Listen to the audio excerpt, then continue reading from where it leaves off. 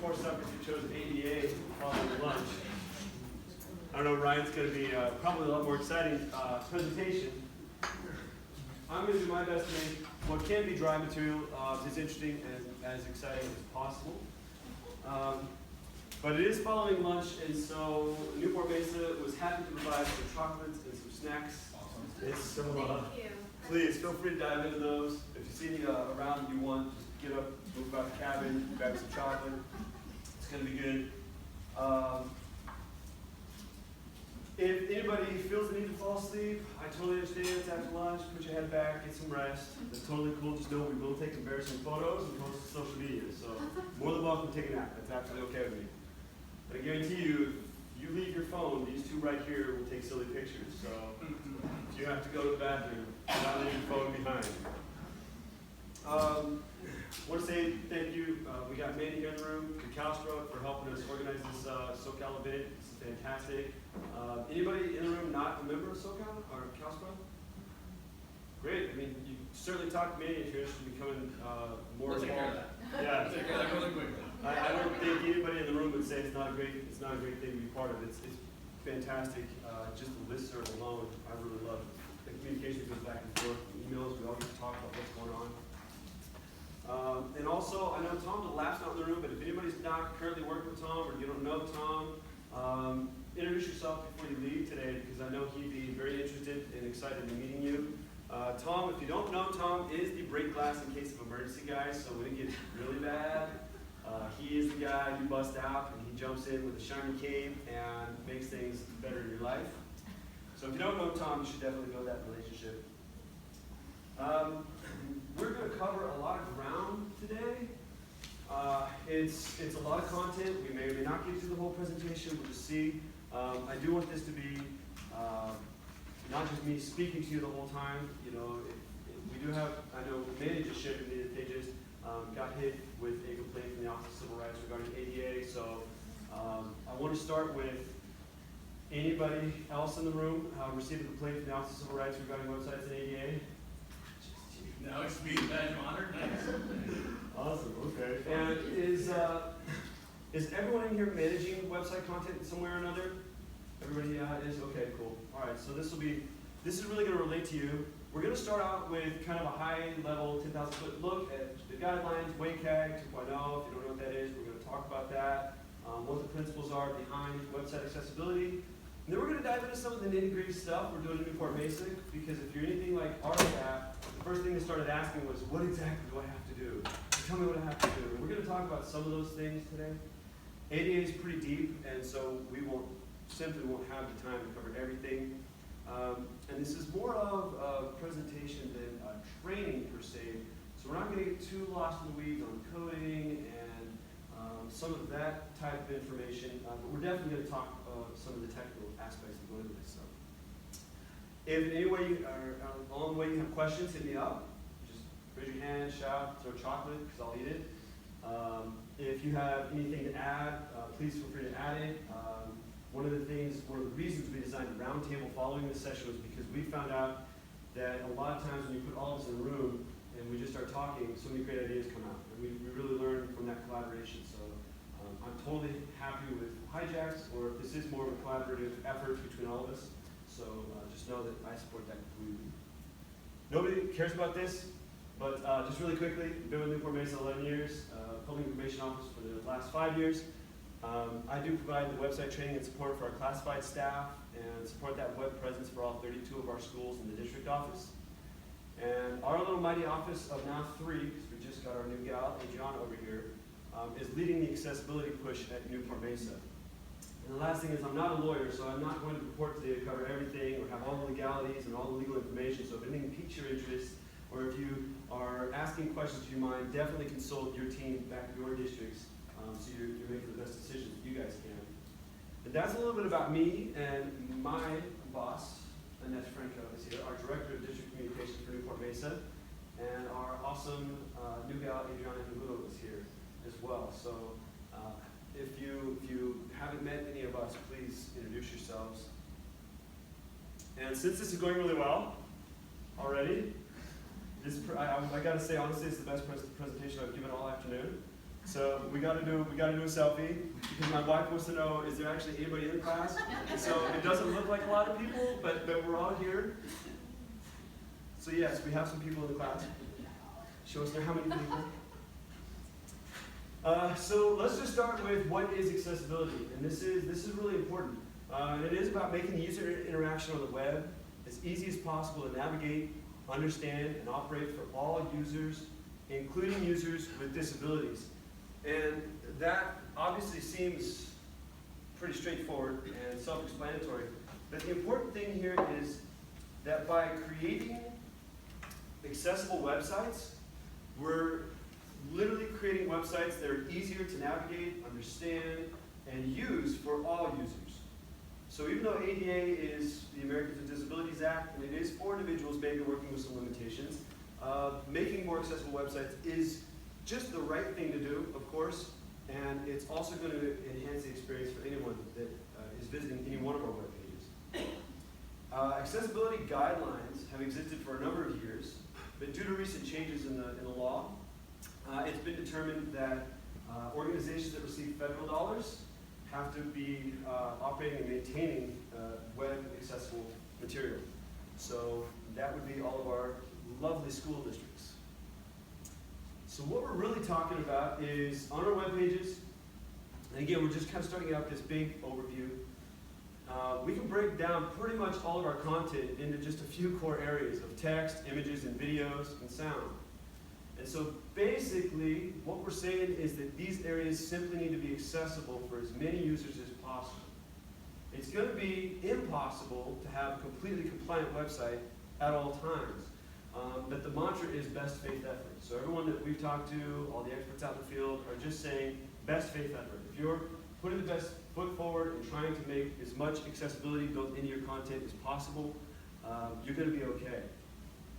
Some examples would be that you can navigate your websites without using a mouse, so you're using just a keyboard. You can navigate your websites without using your eyes or your ears or the ability to see color. These are just a few examples. We attended a training at the Department of Ed early on in accessibility many months ago now, probably 6, 8 months ago, when this really started making its rounds. And I went in there totally naive. I went in there thinking websites are obviously visual, so we're obviously talking about people that are low vision or blind. And the presenter immediately started talking about color blindness, which I hadn't even thought of, deafness, hard of hearing, where maybe they're not deaf, they just don't hear very well, low vision, because I was just thinking no vision. But people that are dealing with low vision, people that can't use their, maybe their hands, maybe they're navigating their websites with a ticker, and they're bound in a wheelchair and they're using their chin. Pretty incredible range of disabilities that I have to admit, totally ignorant to. And it was kind of sad. And then it quickly dawned on me how we weren't approaching our websites in any way, shape, or form to make exceptions and make it easier for individuals that are going through these things. So that's where it goes back, and he really drove this home, was that it's just simply the right thing to do. So yes, now there's a legal obligation, but at the end of the day, it's really something that we have to do because it's taking care of people.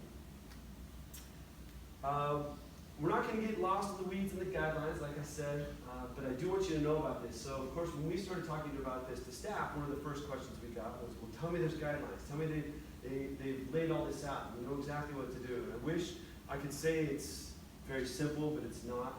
I know Manny's going to be going through the pain of responding to the Office of Civil Rights complaint now and find out that there's a lot of gray areas. What do we do with this? What do we do with this?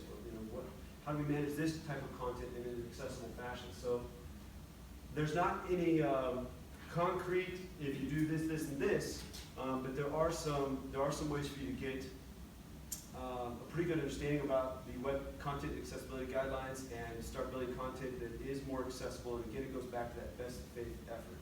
So you're going to run into gray areas, you're going to run into times you don't know exactly what to do. If you're trying to do the right thing, you're probably going to be okay. I hyperlinked the website content and accessibility guidelines for you. Again, everybody's going to get this presentation, so you don't have to worry about writing all this down. Or the hyperlinks. And I've hyperlinked that so you can go and read more about WCAG 2.0. Was anybody in here not familiar? Has anybody in here not heard about WCAG 2.0? Everybody is? I have not. Okay, cool. I'm trying to kind of gauge knowledge base here. So, all right, I won't dwell on WCAG 2.0 too long, like I said, but they are, what you need to know about it is that they are the basis for most website accessibility law now around the world. So they are the guidelines that we are governed by, and they're based on 4 principles. And we're going to dive into each one of these very briefly. They're perceivable, operable, understandable, and robust. Those are the 4 principles. If you visit the WCAG guidelines, that you will see. And I just want you to kind of have an understanding as to what each one of those means. Because when I first read them, I was like, I kind of get it, but I don't. So perceivable is that content is available through your browser or assistive technology. So basically, that your end user can perceive the message you're trying to communicate in whatever way they have to do that. Maybe it's using a screen reader, right? Maybe it's using assistive technology that's built into maybe a product like Google. Maybe it's just somebody not working with a disability at all, still being able to understand your message. Would this be available online at council Yes. website? Yeah, this will be Because made I would available. like to show that to my colleagues. Great, that's absolutely fine. Yeah, that's great, totally. So perceivable. Then we have operable, and this is where you get into the core of things. So this is where you're talking about interacting with your website with just, either with a mouse or without a mouse, just your keyboard, or assistive technology. And if you haven't tried to navigate your website yet with just your keyboard, give it a shot. It's painful. We have a pretty good website, and I'll show you at the end here, because I'm going to share some tools with you that you can take back home and use to help check your websites, and they're free. And so when you run our site through the tools, we're not coming up with any ADA errors, and that's wonderful, but it's still a nightmare to navigate our website without a mouse. And so I have a lot of empathy for individuals that have to do it that way. And when you start trying to put yourself into those positions, you start thinking in the context of, okay, if a screen reader is reading me everything on the screen, how is that going to work out for these individuals that have to use this type of technology to navigate your sites? You really get a deep appreciation for why ADA is as important as it is. Because it affects a large number of users, which we're going to talk about too. So the other thing is, the third bullet point there, guideline, is understandable. And this one we love, personally, at Newport Mesa, because content needs to be clear and limiting in confusion. And so if you don't take anything else back today, take this with you, because we lean on this hard for our departments and our schools. And we tell them now, you can literally violate ADA by just barfing information on your website, right? And just having it in a way that's not clear and concise and easy to understand. And we have used this now as a way to get to spur into action our schools and our departments into going in and cleaning up their web pages. We're going to talk a little bit about what we're doing at Newport Mesa. We're going to cover that a little bit more in depth in a minute. But we have found it highly effective. The last one is robust. And this one is that your website is accessible to a wide range of technologies. We use a content management system called SchoolLoop. We use a vendor called SchoolLoop to host our websites. I know many of us in the room are using different vendors. I'm imagining probably most of us are using a vendor of some sort. I imagine there's not a lot of districts building websites in-house. But just to kind of gauge this, is everyone here pretty much using a vendor of some sort to manage their websites? Anybody with like IT department building their own? IT department. Okay. And managing it is different than like a hosting service, like We host it and we manage it. okay, yeah. So your job is made a little more difficult in that, at least if you're contracting with a vendor, like we're using SchoolLoop, there's a lot of other vendors out there, you get to lean on them pretty hard because they have to meet you halfway. If you're doing it all on your own, you're gonna need the deeper conversation we're not having today, which is coding and ARIA and all the contrast stuff. But for those of you that haven't yet reached out to your vendor, that should be your first phone call when you get back. When you're going to start that website ADA discussion, because that was the first thing I did was I called the owner of SchoolLoop and I said, I need to know exactly what you guys do with ADA, because this is going to be big and we're going to have to work on this together. And they immediately started implementing some changes. Is anyone in here else using SchoolLoop? No? Currently are, but we're switching to Okay. Edio. Edio? Okay, cool. School now, but Cool. we can switch soon. Yeah, that's good. Did you say Edgeo? and the, Yeah, we're switching to Andy. Who you guys use now? Blackboard. Blackboard, okay, Blackboard's a good one, we've heard, mixed things about what they're doing with ADA, but, yeah. Just looking at switching to Blackboard from in-house. We've heard that's been kind of rough on people that have done that. we have Blackboard. You guys have Blackboard? Yeah, you guys just moved to Blackboard.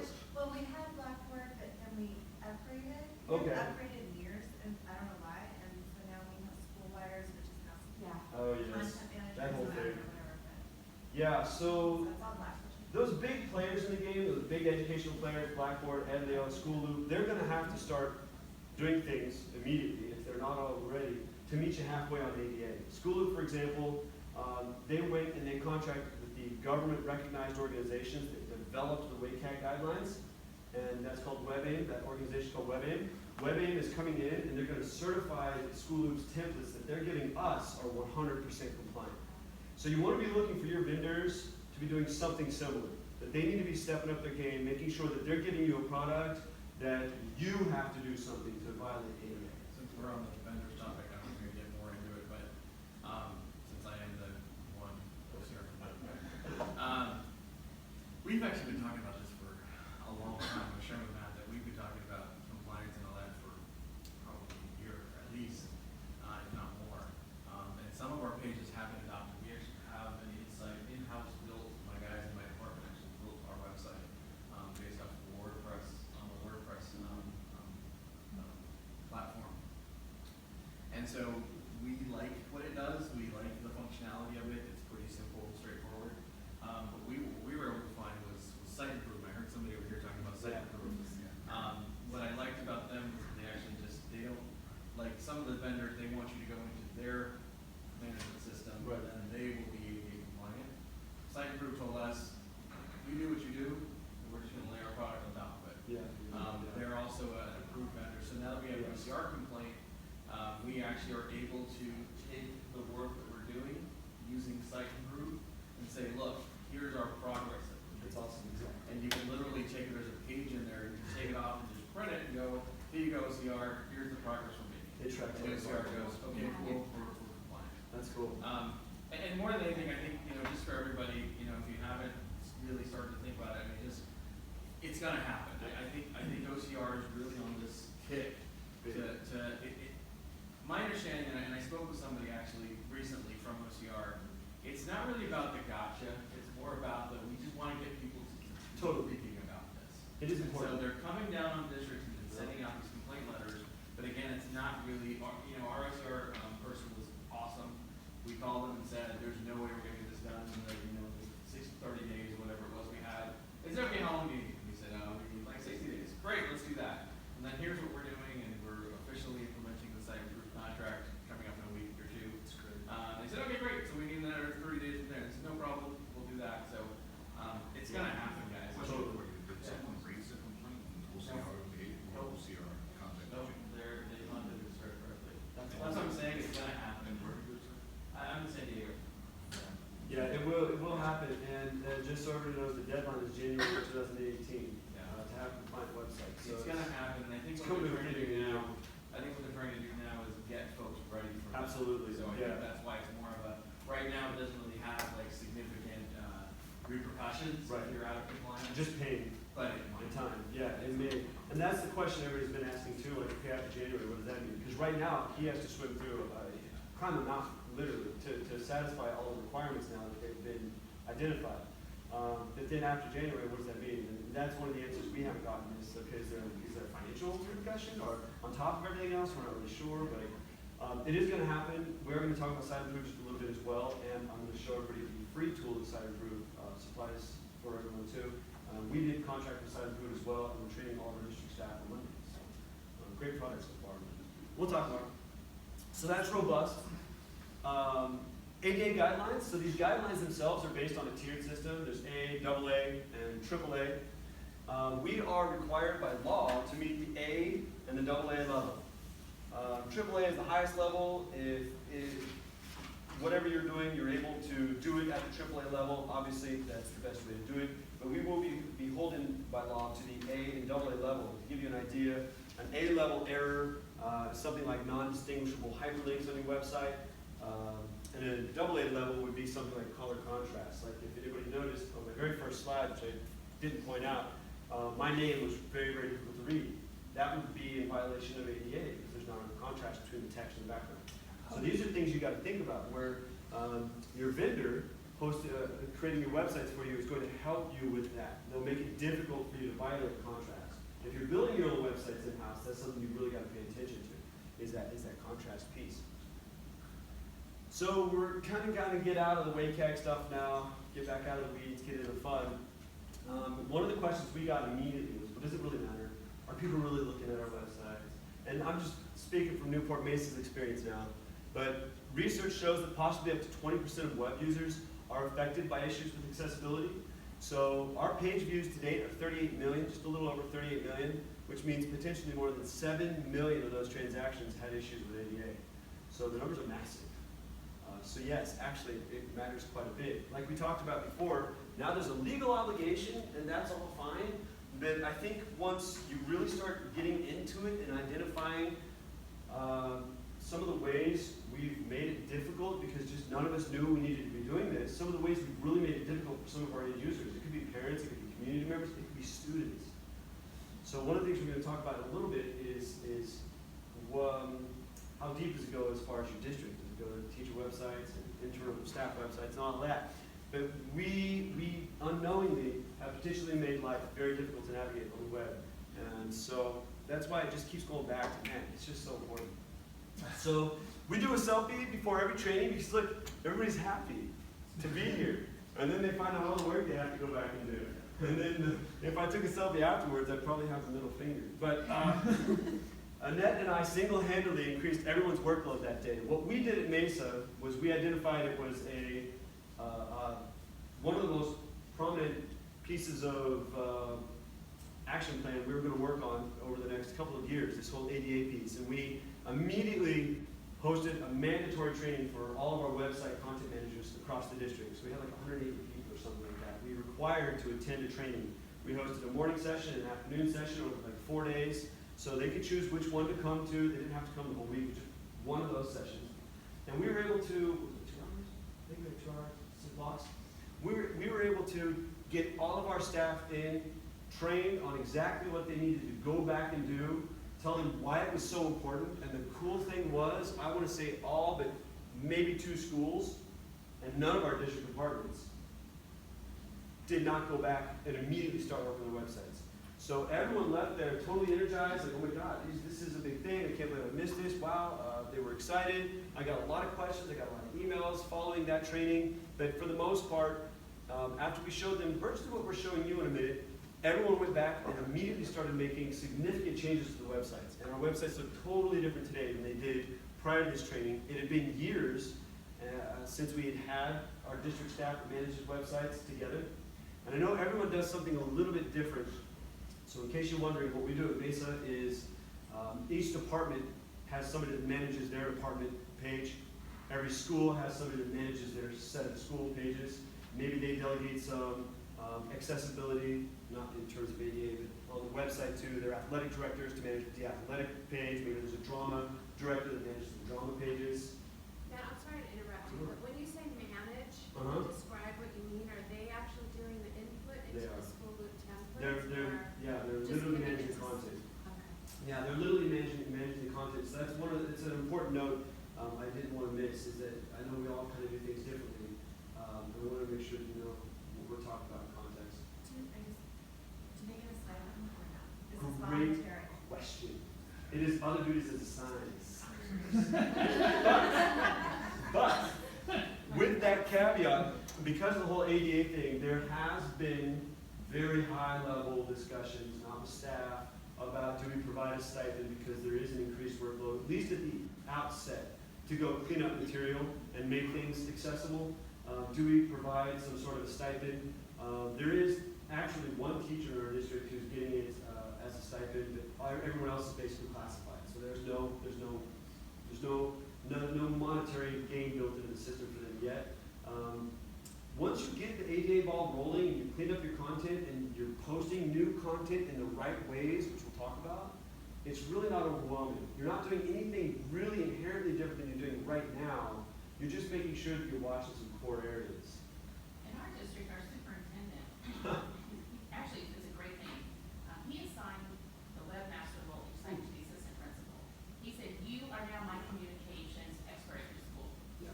Now, whether you decide to designate me someone, that's great. However, if I see something out of line, I'm calling you. Yeah, So you're good my point. contact, and that has worked. Good point. We do the exact same thing. Yeah, good point. Our principals are fully responsible for the content on the websites, from A to B, all the social media, everything. But of course, we all know they delegate. There are a couple of principals that don't, they should, but they hold on to it really tightly. But yeah, we do the same thing in our district. What about all of those teacher websites that all of Yes. the teachers create themselves that are? So part we'll of talk the about that. district? As a district employee, you're creating and hosting content on district managed sites, and we're going to talk about it a little bit more, but I'm happy to do it now. They are fully required to be compliant. Yeah, absolutely. They are. All the teacher websites. We are just now developing a communication plan to train all of our teachers, because all the teacher websites have to be compliant. And while we're on the note, let's talk about it. One of the questions that always comes up is, what about internal staff sites? Absolutely, 100% compliant. They have to be compliant. Are the teachers supposed to be compliant by January 2018 And also? yeah, we're supposed to have compliant websites by January 2018. Of course, again, like I said, what happens after that, is it any different than what's happening right now, where the Office of Civil Rights just hits you with a stack of errors? That's kind of unclear what the consequence is there. But I'm under the impression that, like Manny was saying, it's not like the Office of Civil Rights is out just to kill us. They're out to raise awareness, call attention to the issue, get people moving in the right direction, and that's why I think I haven't come across anything that says after January this is gonna, we're gonna chop your head off. So one of the creative solutions we have is we do offer a stipend. We run it very similar to you guys. Actually, almost identical to what you do. We do offer a stipend, but one of the things that we did in the coming year, again, because we were kind of anticipating this, was that in this year's LCAP, I'm building a new communications plan that also involves, obviously, outreach to our students with disabilities. And guess what? We're going to take the LCAP dollars. Oh yeah, there you go. So, See, everyone's taking notes. be creative. Be creative in how you use that, and that falls 100% within the purview of that. Great. Within your supplemental concentration dollars. Cool. Yeah, ADA. It's fun time, as they can see.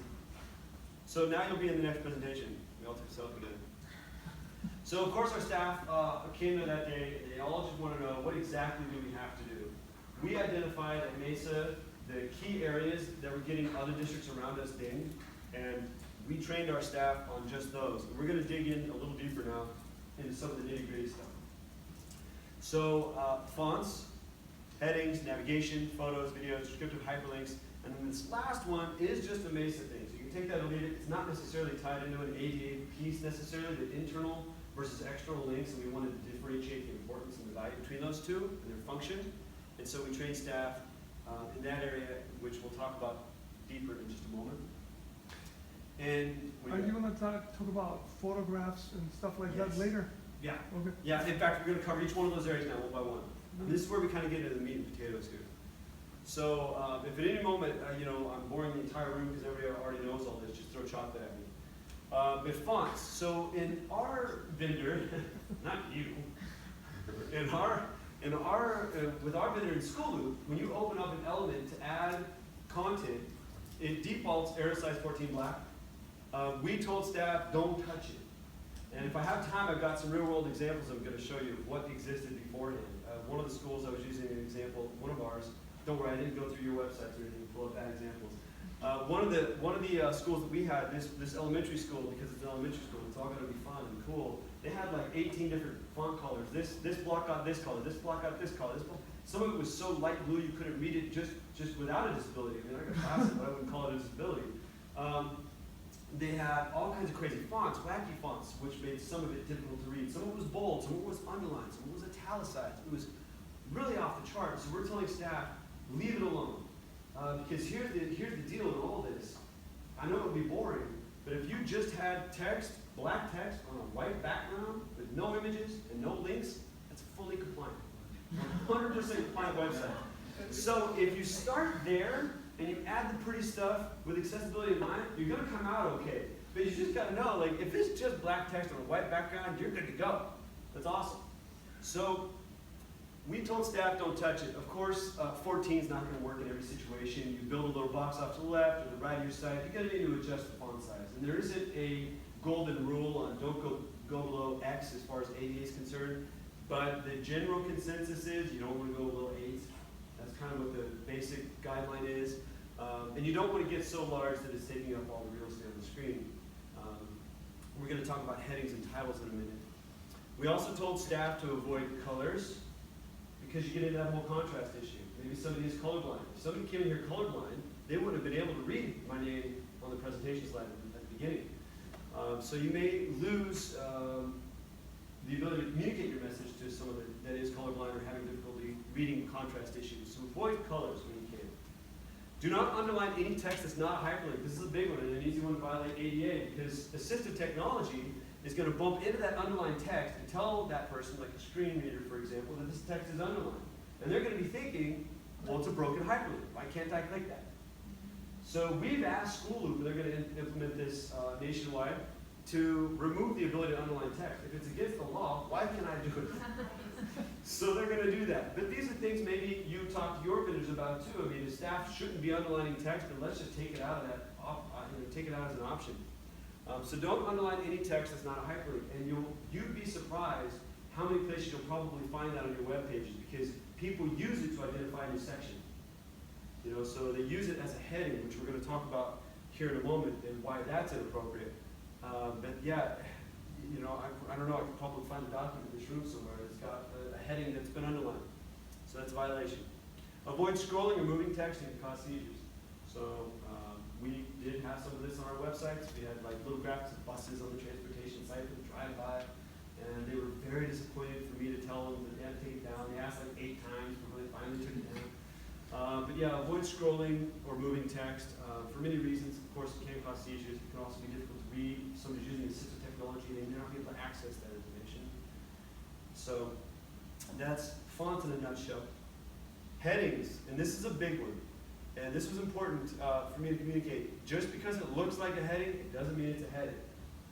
So headings are really important, and I might pause this presentation just to pull up our website, for example, so I can show you why it's so important.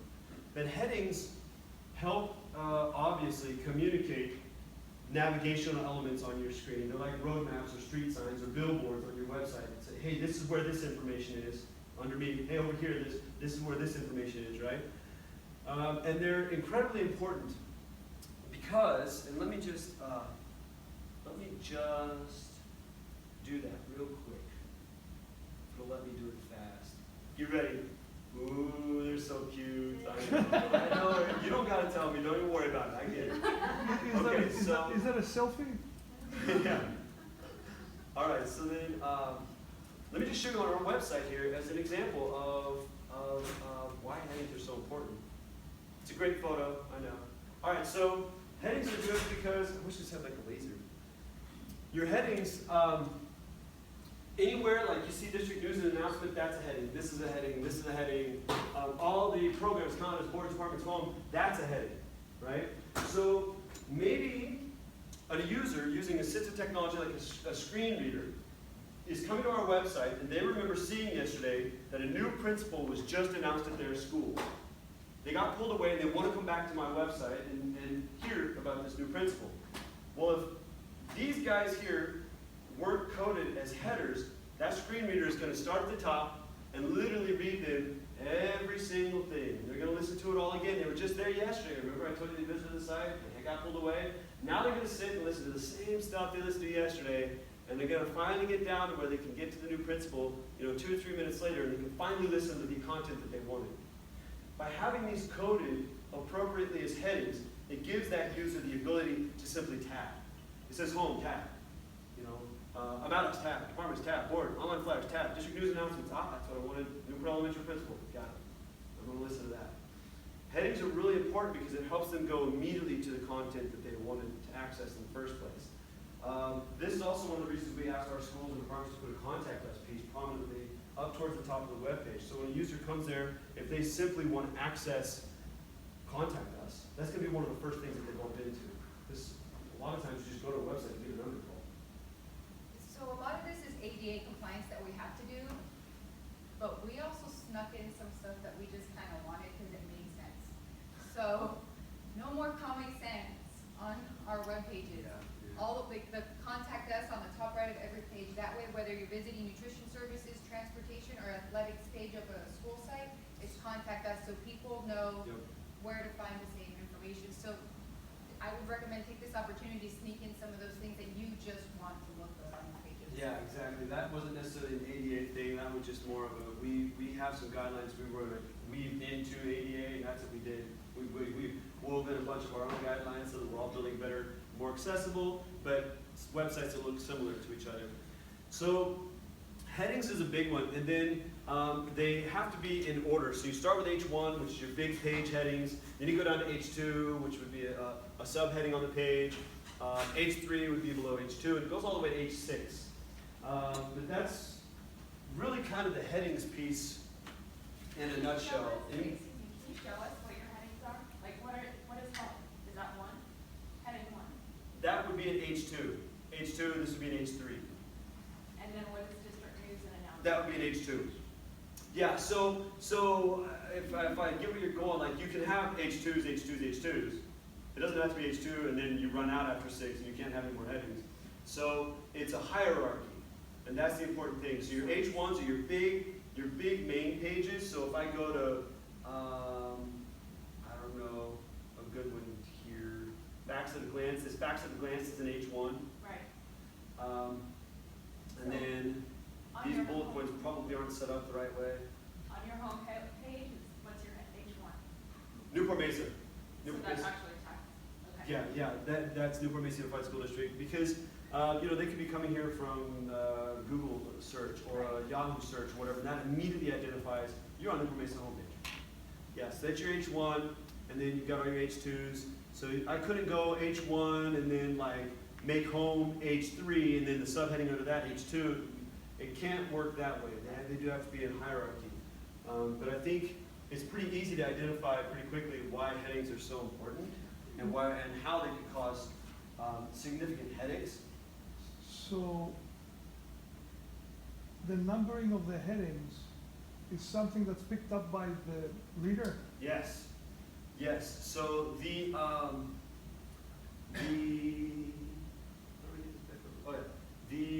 assistive technology is going to read that to them. There's also technology where they can strip away everything on your site and it just shows the big ticket navigation items, so all your headings, and they can just tap through really quickly, and it makes your site really ugly. It's just basically text, but it strips away all the nonsense that they might not need, that we just have up there that's decorative in nature or something.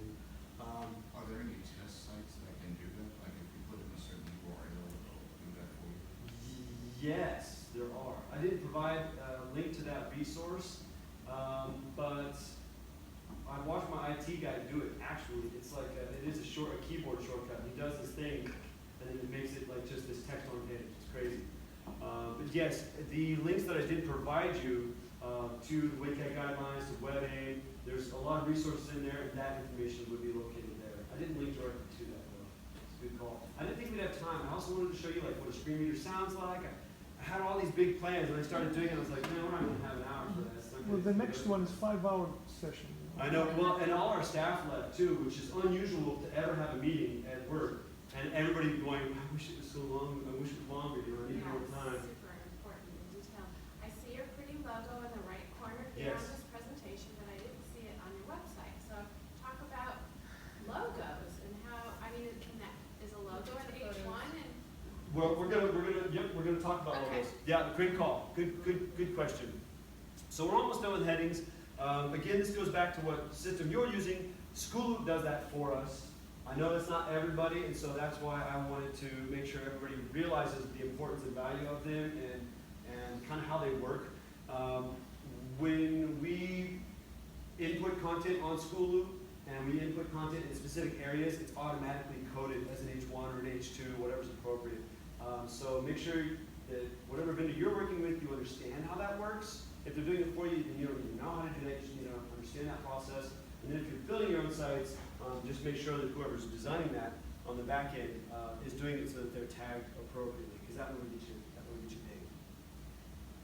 Just to continue headings a little bit more, we talked about already how they have to flow in order, H1 down to an H2, down to an H3, all the way down to an H6. And headings, as I start off with, help users identify and navigate content more easily. So it makes the world better for all of us. So yes, it's ADA, but just by having things more concise and clear on your site, it's going to be a better experience for anyone using it. And then I link you directly here to the WebAIM article on headings. WebAIM, again, going back to the organization that helped develop the WCAG 2.0 guidelines. Their government recognized that whole thing. So that is a legit source. It is a very dry website, so if you want to see what a fully accessible website looks like, go over to WebAIM. Very boring. Navigation.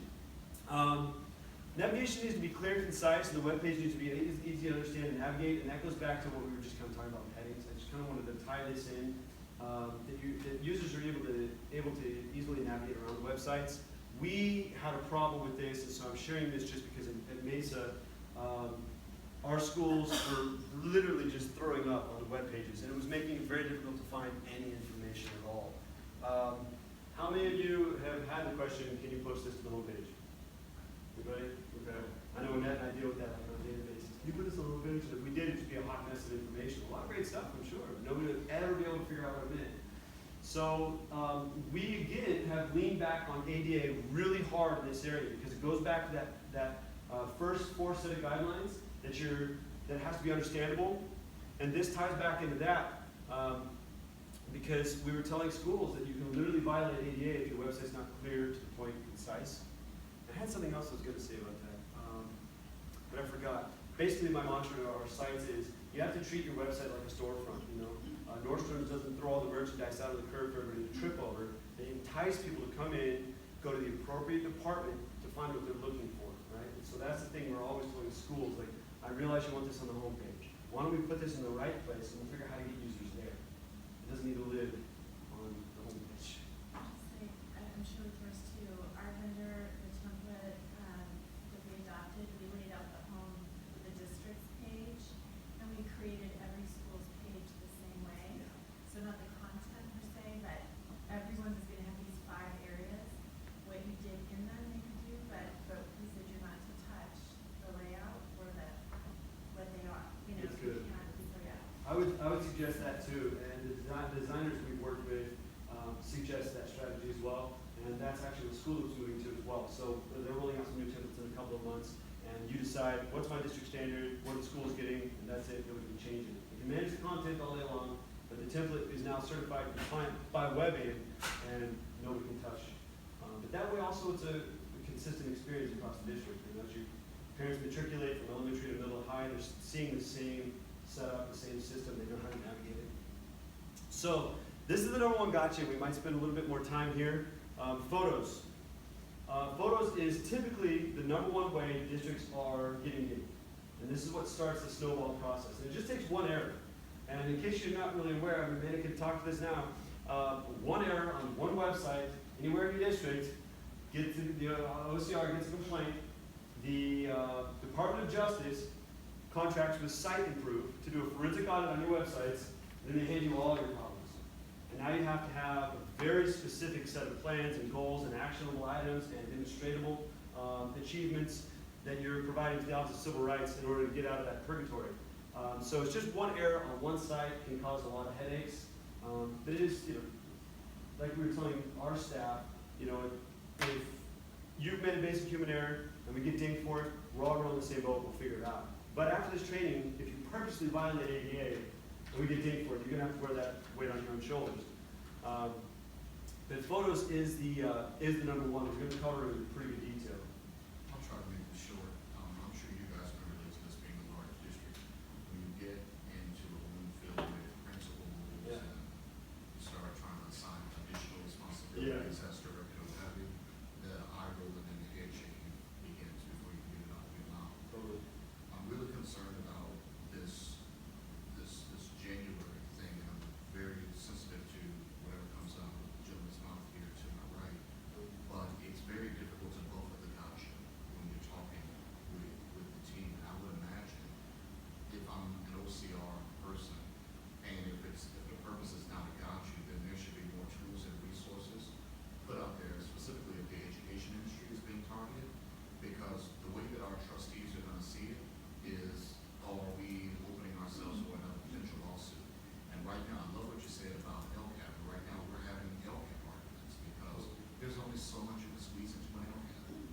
So let me tell you what we're kind of doing in that vein is we're literally telling staff, decide your own threshold of payment. Basically, here's the law. The superintendent has said you're responsible for this content. You decide how you move forward. I started the conversation off right with a fully accessible website with black text on a white background. If that's what you want to go to as a school, you're more than welcome to do that. However, we're going to provide you the training and the resources so that you can make a more decorative website, a more friendly experience, right? But we're going to teach you how to do it the right way. But the really amazing thing, because we have that same problem, the really amazing thing that we found when we trained staff on this and they left there realizing the important value that it has, I only had 2 people complain. Out of the 200 people we've trained, I didn't have any principals upset about it. Only 2 people were upset. I hate to say it, but they've been in their positions for many, many, many years. The school was built around them. They're very stuck in their ways. They don't embrace technology. Either one of these 2 individuals, and that may have had something to do with their disgruntled view of what we've got to do for websites. But it has been our experience that really, honestly, when we get done with this, you'll see it's not a lot of work. We're going to have some work on the front end. But going forward, if you're doing it the right way, you're not doing anything you're not doing right now. So if you're upset with managing the content of your websites right now, that's not going to change. But if you're okay with what you're doing right now, we just need you to do it the right way. But you're still doing the exact same thing. So fonts, that's simple. In fact, we made it easier for you, right? Instead of picking colors and hemming and hawing about this font, that font, set a standard. You're in and out. Now they're going to have to sit there and think about what's going to look good. Headings, for us, it's done. For some of you that need to make sure it's coded right and managing your content, that's not a big deal. Photos, it's not too bad, but they all have to contain an alternative text. What does that mean? So we're going to talk about that in detail. And the alternative text, for short, I know we got like 7 minutes left. The alt text for short, alternative text for short is alt text. You'll hear alt text thrown around a lot. And alt text, like we were just talking about, is the #1 gotcha. And I imagine none of you have been doing it the right way. I know we certainly weren't. We all upload images to the website. That's it. There is one step you have to do, and it's different depending on if you're using Word or Publisher or PowerPoint, or like we do on School Loop. At some point, you have the option to add alt text. We're not going to cover the nitty-gritties on how to do each one of those. But just know that for whatever platform you're using, you need to go back in and add alt text. For example, this Newport Mesa logo, inside PowerPoint, I have the ability, probably a right-click, to add alternative text. And my alt text just simply needs to describe the image, if it's just strictly an image. So my alt text here would be Newport Mesa Unified School District logo. That's it. Now what happens is, on your website, when assistive technology bumps into it, it automatically determines it's an image, and it says image, and then reads your alt text. Newport Mesa Unified School District logo. So that end user now knows what it's an image of, and if it's something that has function, or if it's something that you can just ignore. And you have to think of alt text in 2 big ways, potentially 3. If it's just a purely decorative image, then you're going to do what's called a null alt text, which we're going to talk about in just a minute. If it is a photo like our logo, you would add in, Newport Mesa Unified School District logo as the alt text. If it's a hyperlink, then you have to think in terms of a descriptive hyperlink, which we're going to cover after photos, if we have time on it. So the big takeaway here is that you have to have alt text on all your images. And that was the pain of what we had to communicate to staff. We literally had thousands and thousands of photos on websites across the district that they had to go back to their desk that day, start opening photos, start adding alt text. If it's kids in the classroom, the alt text could be decorative image, or it could say kids in the classroom. If it's a sports photo, it needs to identify what's in the photo. Where we run into some craziness is we have, probably like you, a lot of images posted to websites that have text on them. Think it in terms of like a play flyer. You post an image of a play flyer. I've seen it in a couple of different places that it's just strongly recommended you don't use text on an image. And then I've seen it that you absolutely cannot use text on an image. What about when, say, in a setup app that you're using with a vendor, and they have a gallery, like Yeah. on the homepage that scrolls through Yeah. 4 pictures or whatever, right? Mhm. And if you hover Yeah? So is that a no-no? No, that's okay. Yeah, the text that It's pops just up. when it's actually superimposed onto the. Correct, yeah, and I mean, we're running out of time, I had so much I wanted to show you. Yeah, I was gonna show you examples of all this, but now I kind of switched gears. No, it's a great question, and I think out of all of this is the most important piece.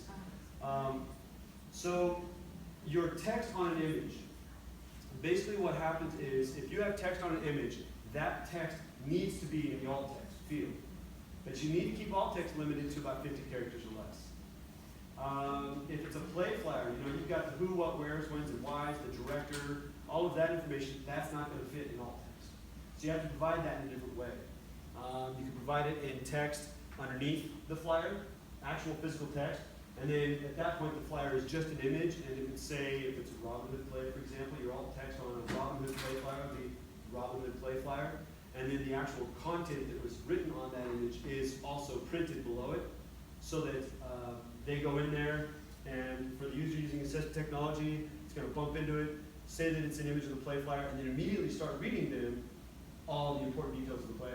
So you have to provide it in a way that's accessible.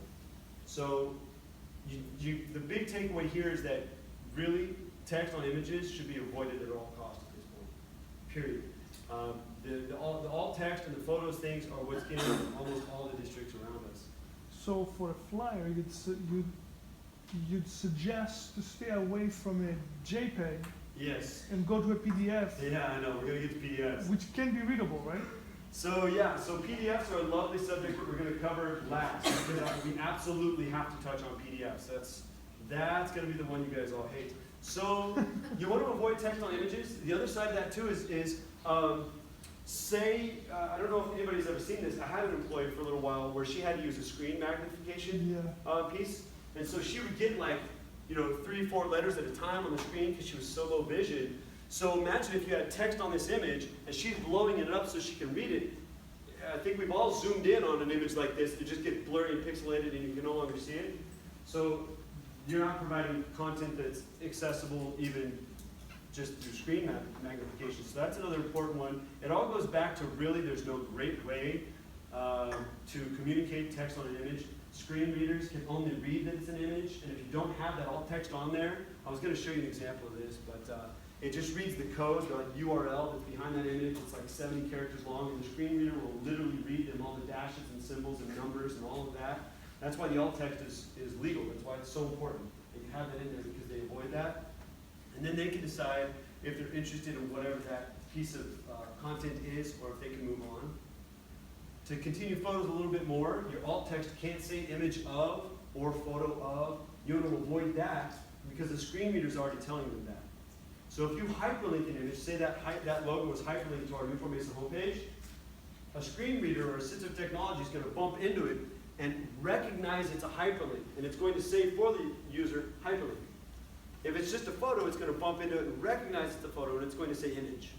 So the assistive technology is already telling them that. And so we can't put that photo of or image of, and if you do that, it'll come up as an error, an ADA violation. And like I was just saying, purely decorative photos, if it's just kids in a classroom and there's no context and you're just putting it on there to make the website pretty, they need to have the null alt text, which is alt equals quote quote, or you could write decorative image in a pinch. We would have to do that with School Loop right now because School Loop doesn't support null alt text. The new rollout will. And then, like we talked about, alt text needs to be 50 characters or less. Now, we spent with our staff probably 30, 35 minutes training on photos alone. So all we did right now was I just exposed you to it. You're going to have to do your own research and really dive into this area because there's things that we're all doing right now that completely violate ADA, and it's not immediately obvious. It's just not. You run into a lot of play flyers too that have contrast issues. So let's say there's a play flyer out there, and you probably got some out there, and there's a crazy wacky background, right, happening, and have text over the top, and it's kind of hard for you to read. Well, that violates ADA. One, it's text on image, which already violated ADA, and number two, if you're low vision or maybe you have color blindness, you can't read that text, so you're very clearly violating ADA. So images are something that you're gonna have to go back and do some homework on and make sure you get your head around. It's really not difficult, and the crux of this whole thing is avoid text on photos and add alt text. We talked about the fact that if there is text, it needs to be in the alt text, which is generally not gonna work. And then images used as a hyperlink, and this is a big one, should use a descriptive hyperlink for the alt text. So we're going to talk about hyperlinks next, but that Newport Mesa logo, if I hyperlink it to our district homepage, screen reader's going to bump into it, it's going to say hyperlink, and then my alt text would be Newport Mesa Unified School District homepage. Now that user using assistive technology knows exactly what's going to happen if they click on that photo. They're going to go to our homepage. So that's your shift in thinking with alt text. One side is you're just defining what the image is. One side is, if it's a hyperlink, you're going to have to make it a descriptive hyperlink. And then I link right here, so, because I knew we weren't going to have as much time as I wanted, the whole WebAIM article on alternative text for photos. That will be your best friend at the end of this presentation. Read that page. Videos, we're going to burn through this really quick. If anybody has to leave until Ryan comes and kicks me out, I'm going to keep going. So if anybody has to leave, I won't be offended. As long as everybody's okay with that. Videos is a huge one, and actually we're wrestling with this with our district right now, our superintendent and our legal team, because videos need to, by law, provide a transcript, a full transcript, word for word, what's said in the video. You can do captions if you want to do that instead, but by law, the base level is a transcript must be provided. You can do captions instead, and that's fine. But just to give you an example, UC Berkeley, if anybody didn't hear about this, they allowed several years ago for people to come in and video and audio, professional video and audio, some of the most prominent, popular lectures UC Berkeley was offering. And then they made that available to the world, free, on their website. Well, Office of Civil Rights stepped in, Department of Justice took a forensic audit and said, hey man, none of these videos have transcripts or closed captions. What are you going to do? Berkeley took a look at it and said, well, we don't have the manpower, the financial means, or any of the staff to go back and transcript these videos, so they just pulled the access that we can watch them. Whether that was the right answer or not, we're not here to debate. But we're in the same boat because we have years worth of board agenda videos posted on our website, and ain't nobody gonna go back and transcribe that. And just so you know, I've given you a list of vendors that do captioning. On this same page, there's like a list of, right here, a list of vendors that do transcribing services. And when we looked at it, it was about $2,000 a board meeting. And there's no way around it. You literally have to provide the transcript. What YouTube. yeah. Okay, that was a great one. Good. So we have some videos on YouTube, and it depends on your video. And it depends on the quality of the audio in your video and the length of your video. But YouTube, in most situations, will get you started. So you can go in, log into your account, click the closed caption, and it will go through your video. It takes a couple minutes to buffer, and it will pull up what it thinks is being said. And then you have the option, the opportunity, or the option, to go in and edit that text right there in YouTube. And so you have to be really careful because, you know, superintendent says, you know, we got to get this ship in line. I think everybody can see where that can go south pretty fast, Totally. right? So you got to be really careful on the whole letting somebody else do that, right? You got to really go word for word for word, and that's going to take a lot of time. Closed captioning is pretty easy on YouTube. We posted videos over an hour, and it doesn't buffer, and you have to start from scratch and type it all out.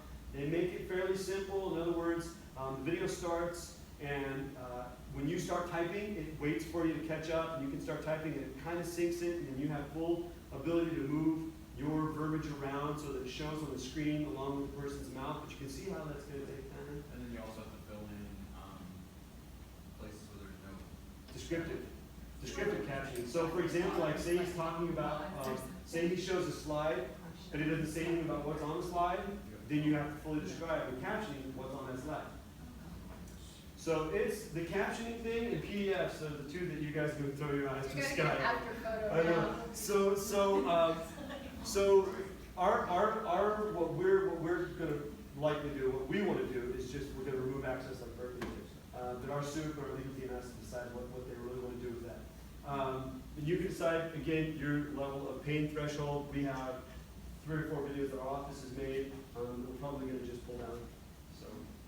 Quick question for you about PDFs. So like the Word docs and those things, we found out that those things are not compliant. How do you go back? 100%. Okay, so all right, let's have that PDF conversation real quick. So I want to make sure we get that. PDFs are not inherently compliant. They're also not inherently not compliant. They're just not inherently compliant. And if you're anything like our district, we have thousands of PDFs posted. Student registrations and health forms and payroll and I don't even know, thousands, literally thousands of documents. You have to approach creating that PDF, whether you're a publisher or Word, PowerPoint, whatever it is you're creating before you get to the PDF, exactly like your website. All the exact same guidelines apply. Your fonts, you have to code all the headings, you have to have alt text on any of the images, your hyperlinks have to be fully descriptive in nature. So everything we've just talked about that applies to your websites applies to the PDF. Now, since you don't have a vendor to lean back on like we do with School Loop, now you've got even more onus to make sure there's not contrast issues, to make sure things are tagged appropriately. What we're having a problem with is we literally get PDFs from all over. I mean, you name it, parent-teacher organizations, foundations, booster clubs, outside organizations. I can't physically train those people on how to create accessible content, so are we literally asking them to give us the Word docs so that our mighty office of 3 can do that for them? And then is that appropriate that we're managing content for completely other, outside resources? We don't know. We don't have an answer to crack that nut, but we have started, at least department-wide, asking departments to give us flyers, and we will, from our office, as we put out district-wide initiatives of communication, we'll have to be doing it the right way. That's our start.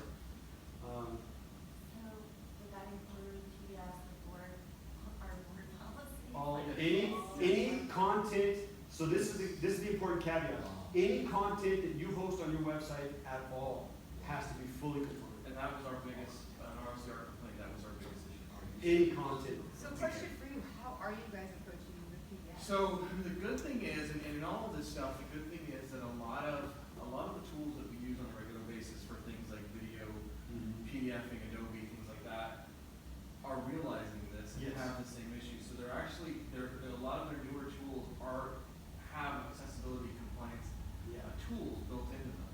You have to use it. You have, Yes, Adobe does. you have to know how to use it. You You have to know how to for use it. it, and so that's one of the things that we kind of went through with our IT and tech departments about making sure that we had those versions, the newest versions of all that.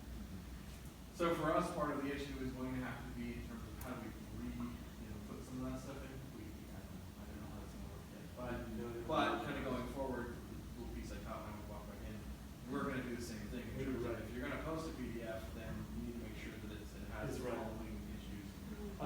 Anybody here use P-Sharp? We use P-Sharp. Have you noticed the interface has changed when you upload a flyer now at district level? Yeah, so I hit P-Sharp up several months ago and got them on the ADA bandwagon. And so they made changes now so that their flyers now, because again, PDFs aren't inherently, accessible. So now when you upload a flyer, you'll see it next time you send out a district flyer, you put in a description of what the flyer is. And that description is what's called a descriptive alt text. And so now, for assistive technology on the back end, if it's a play flyer, for example, you have to put in all those particulars now, but the play flyer will go out there and for 90% of the users, or 80% if we're looking at the 20% figure, 80% of your users are just going to see the flyer for what it is. That'll make sense to them. The other 20% that need some sort of assistive technology, through Keystar at least, will have access to that text. So things like that, I don't know if that's an option that districts look at. Speech limited to 50 in the alt text? No, descriptive text, I don't know what the limitation is on descriptive text. It's specifically designed to be much greater than 50. And so I know School doesn't allow descriptive text, but you can totally use it right now in all the other tools that Manu's talking about, Adobe, Word. So The descriptive text, when you get to, like, say you do an image in Word and you pull up the alt text field, you'll see alt text. There's just a little subject line. You put your alt text in, and then below it, you'll have the option to put in descriptive alt text. So Like I say, so pretty much what we've done so far, someone said, the board policy, most of that stuff already exists. It exists in a Word document. So yeah. we PDF'd it because that's how we posted. Right. So all that stuff exists somewhere. So what we're literally doing is taking those Word documents and then just literally putting them up on the platform. As Word. Yeah. Well, not as a Word, but you build it into your content management system. You build it into your system, and that way it satisfies in terms of a reader can go through and read it. Yeah. Oh, so If you're it's like already copying and up on there. pasting it into your, Basically. because one thing if you've noticed when you guys open a Word file, at the top level, it has headings start using Yeah, it. we need to start using heading, Heading alt one, text, all two, that. three, four. Building it the same way you're building your website, so. So, a No, readable, no, dude. so a readable PDF is not readable by, Well, it's not inherently, it's not inaccessible, but it's not inherently accessible. You have to set up the document before it gets to a PDF with accessibility built in. let's say my Word document was correctly built, Good. and I made it into a PDF. It's gonna pull the accessibility over. It would. In fact, Adobe changed it. Before, you used to have to go into settings, and you had created a Word doc, and you Yeah. converted it to a PDF, and Yeah. actually check a box to make it accessible, which then pulled all your accessibility features with it. Now that box is automatically checked, and you have to go in and uncheck Uncheck it it. if you want to create an Okay. inaccessible document. Okay, So, okay. So when someone sends me, so Yeah. so if I get PowerPoint, Yeah. I wanna save it to PDF, or I get yeah. a Word doc, it's now defaulting to accessible. No, it has to be created with a accessibility in mind. So that person that was creating it, before they gave it to you, they have to have all the text on images, they have to have descriptive hyperlinks, they have to have all the headings tagged appropriately. It has to be built the right way, and this is why, like Manny's saying, like we're saying, I don't really have an answer quite yet, other than we're gonna start, with The us. problem isn't that PDF, the problem is when you're creating it in Yeah. Word and when you're creating it, you need to The create it. PDF keeps all that for you, but.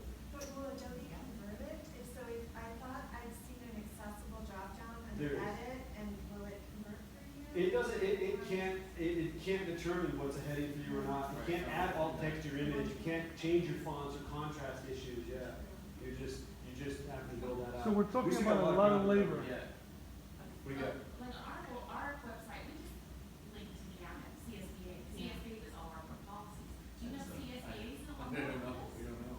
yeah, we don't know. So basically, if you link to an outside resource, the general consensus was for a little while that I was seeing, hey man, that's their problem, right? But if it's content created or managed by district staff, you're fully responsible for that. We like to see us be. We do too.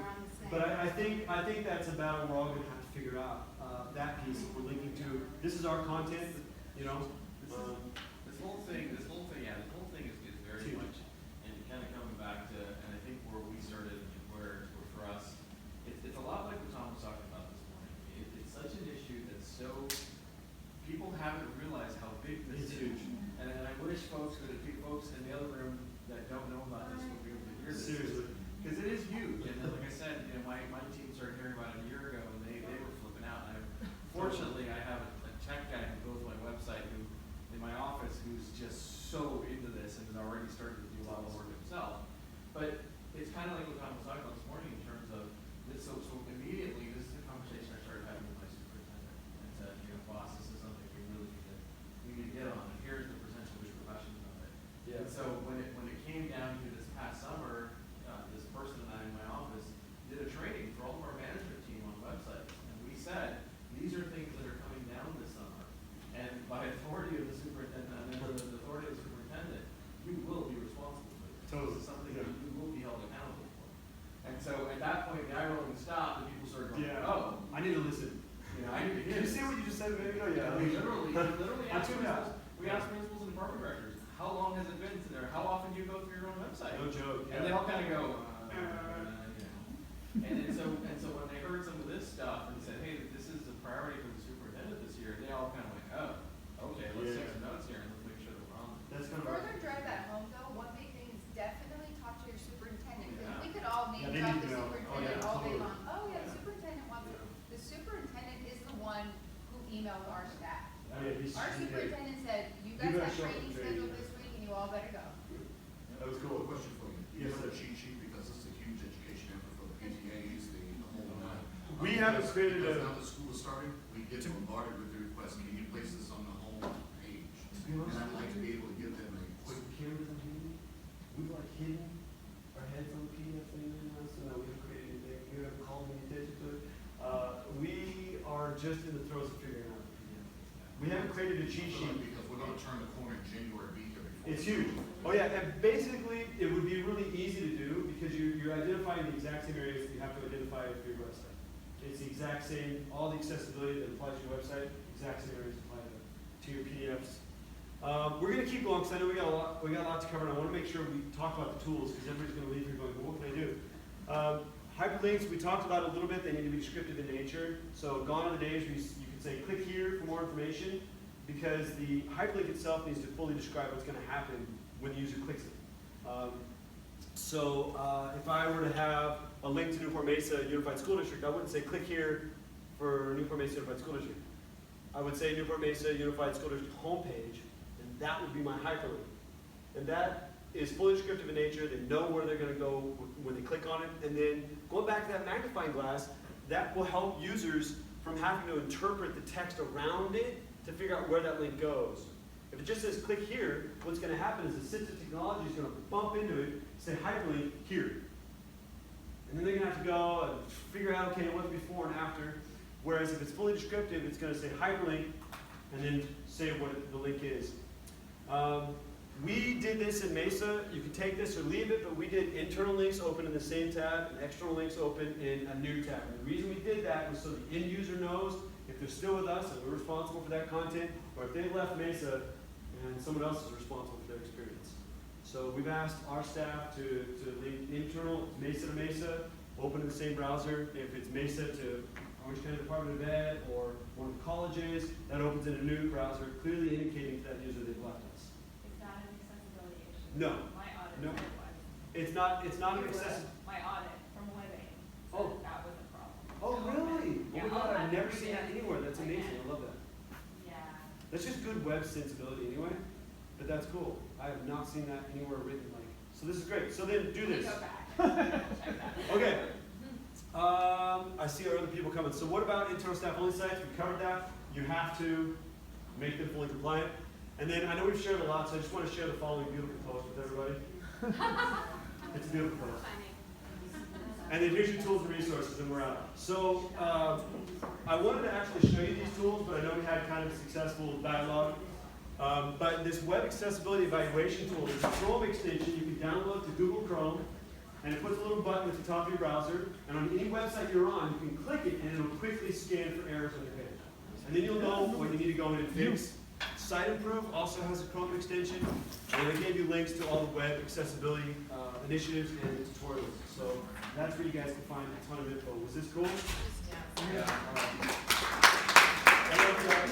You guys have been awesome. It is here. Way better than the other rooms. Oh, you guys are here. I'm so sorry about that. We'll figure it out together. Let me know if you have questions. Feel free to hit me up. I'm happy to answer for you.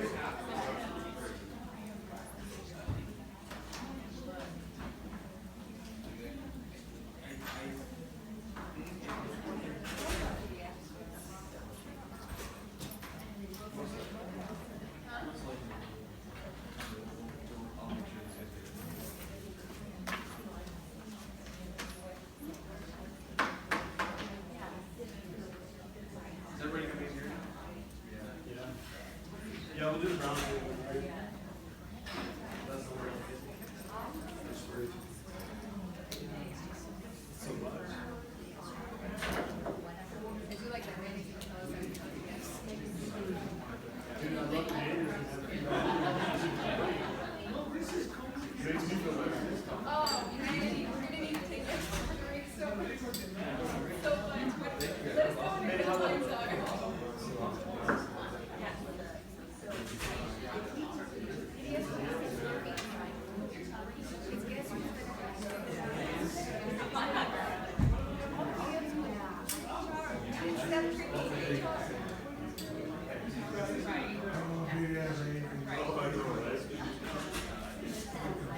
It really was like, yes, kind of all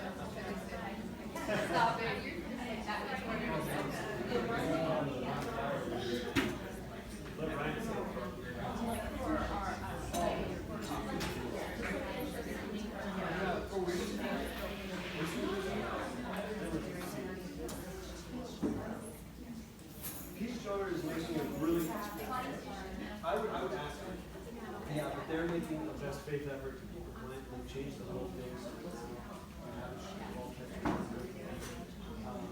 PDF is an all the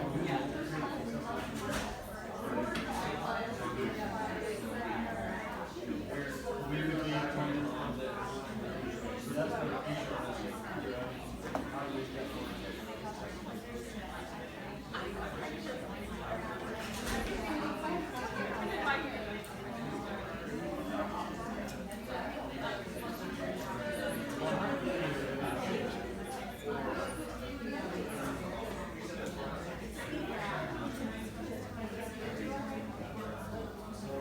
All right. You ready for the fun to continue? Jennings crew, I mean, come on. Hey man, we had a really good session. We learned. We were educated.